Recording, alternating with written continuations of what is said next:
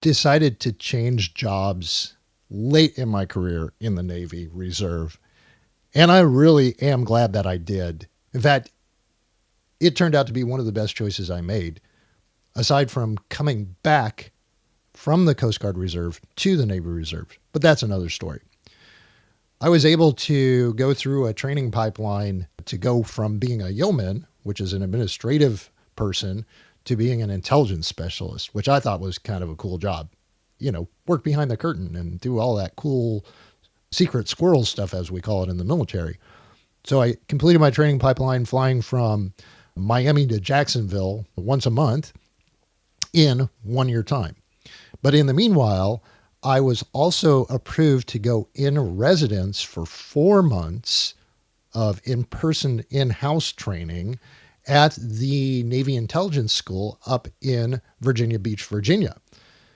And I started that process, and I spent all of the fall of 1 year, right up until graduation in late December, early January, learning how to read imagery, satellite imagery, full motion video, all the imagery stuff. And it was intense. It was probably the most intense school I ever attended in the military.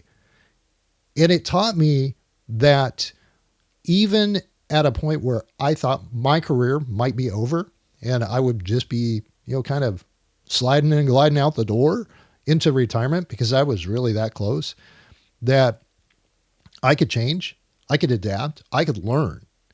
And as a leader, that pivot proved to be one of the most instrumental pivots of my entire professional life in the military. And that's what leaders do. We adapt, we pivot, we assess what we're facing, and we make those moves and adjustments, oftentimes without consulting somebody, because sometimes you have to have a bias towards action.